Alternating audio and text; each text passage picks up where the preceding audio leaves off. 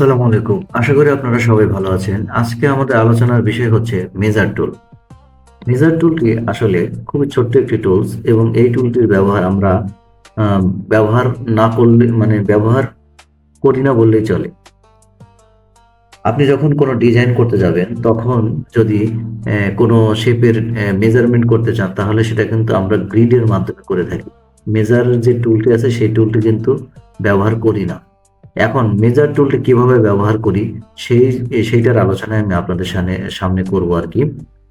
এখন মেজার টুলটি কোথায় পাবো? এই যে দেখুন আমরা যে গত পর্বে আইড্রপার টুলটি নিয়ে কাজ করেছিলাম, কাজ শিখেছিলাম সেটার নিচেই দেখুন গ্রুপ আকারের নিচে মেজার টুলটি রয়েছে। আমি যখন মেজার টুলটি সিলেক্ট করব, করার পরে দেখুন আমার মাউসের চেহারা কিন্তু চেঞ্জ হয়ে গেছে। চেঞ্জ হয়ে গেলে তখন আপনি এই মাউসের লেফট বাটনটি প্রেস করবেন। প্রেস করে আপনি এ কিছু দূর স্ট্রেট লাইন ড্র করলে দেখুন আমার নিচে যে কিছু ইনফো নামের কিছু অপশন আছে। X axis, Y axis, W, H, D, angle সবকিছু কিন্তু দেখাচ্ছে। এই যে দেখুন, এই যে আমি যখন আ 90 ডিগ্রি 180 ডিগ্রির নিচে নিচ্ছি তখন কিন্তু সে অ্যাঙ্গেল কিন্তু আমাকে নেগেটিভ দেখাচ্ছে। আবার যখন আমি যদি স্ট্রেট একটি লাইনে চলে যাই তাহলে দেখুন সে আমাকে কিন্তু আবার পজিটিভ দেখাবে। এই যে দেখুন আমি যেদিকেই ঘোরাচ্ছি সেদিকেই কিন্তু আমার মানগুলো চেঞ্জ হচ্ছে। চলুন একটি ড্রইং করে দেখে আসলে কিভাবে এটা আমরা মেজার করতে পারি। আমি এখানে একটি রেক্টেঙ্গেল টুল দিয়ে শেপ ড্র করে নিলাম। নেওয়ার পরে আমি টুলটি সিলেক্ট করলাম। করার পরে আমি এখানে মেজার টুলটি নিলাম। নেওয়ার পর আমি চাচ্ছি যে আমার এই যে এই যে লাইনটি আছে এই লাইনটা আমার আম কতটুকু মেজারমেন্ট কতটুকু আমি এখান থেকে এটা ধরে আমি এই যে এই কর্নারে কিন্তু ধরলাম। এই যে আমি যদি এই পয়েন্টে ধরি তাহলে এই পয়েন্টে এসে যদি আমি আবার মাউস রাখি তাহলে দেখুন মাউস কিন্তু ছাড়িনি আমি।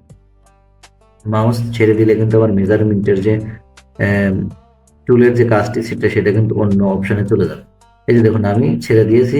এটা এই যে জাস্ট ভ্যালুটা দেখাচ্ছে। এই যে দেখুন, সরি আমি এখানে কিন্তু মেজারমেন্ট টুলটি ব্যবহার করে খুব সহজে এই যে দেখুন, এই যে এটা আমি ধরলাম। ধরে আমি দেখুন একটি পয়েন্ট সিলেক্ট করার পরে সে কিন্তু আমার মেজারের কিছু মান সে আমাকে চেঞ্জ করে দেখাচ্ছে। আমি যদি এইখানে এনে আমার মাউসটিকে ছেড়ে দিই তাহলে দেখুন আমার যে এতটুকু মেজারমেন্ট সে কিন্তু আমাকে খুব সহজেই দেখাচ্ছে। এই যে এরপর যদি আমি চাই যে আমার এই কোনাকুনি মেজারমেন্টটা কি আমি কিন্তু সেটাও করতে পারবো। এই যে দেখুন, এই যে আমার কিন্তু অ্যাঙ্গেলটাও সে আমাকে দেখাচ্ছে। এই যে আমি যদি চাই এটার কেন্দ্রবিন্দু কতটুকু সেক্ষেত্রেও কিন্তু আমি এটা করতে পারবো। তো ধরুন আমার এই যে শেপটি আছে এই শেপের কেন্দ্রবিন্দু থেকে আমি মেজারমেন্ট করতে চাচ্ছি।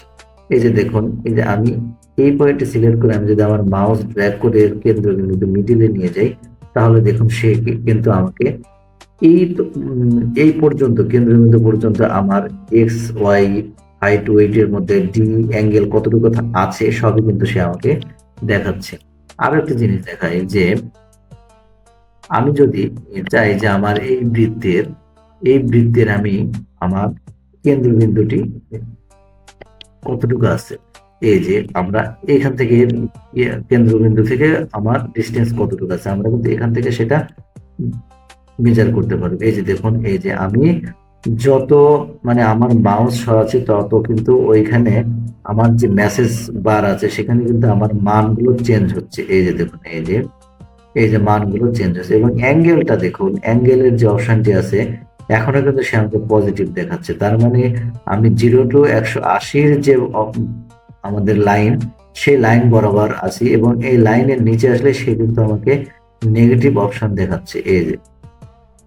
এই যে দেখুন, খুব সহজে কিন্তু আমরা এই মেজার টুল দিয়ে এই যেকোনো একটি শেপের মেজারমেন্ট নিতে পারি। এখন যদি আমি এই যে মেজার টুলটা সেটাকে ডাবল প্রেস করি তাহলে দেখুন এখানে কিন্তু আমার আরো কিছু অপশন দেখাচ্ছে। এই যে কালার, আমি যখন ওই মেজারমেন্টটি আমি নিব তখন এটার কালার কেমন হবে, লাইন কেমন হবে, স্টাইল কেমন হবে, গ্রিড লাইন এভরি এগুলো কেমন হবে, গ্রিড লাইন এভরি। অবশ্য আমি আপনার এই যে গাইড এন্ড গ্রিড এটি নিয়ে আরো একটি টিউটোরিয়াল করবো। এইটার কথা বলতে গেলে আরো বেশি কিছু কথা বলতে হবে এবং আপনাদেরকে জানাতে হবে। আপনারা যখন প্রিমিয়াম লেভেলে কাজ করবে তখন এই অপশনটিরও ব্যবহার অনেক বেশি।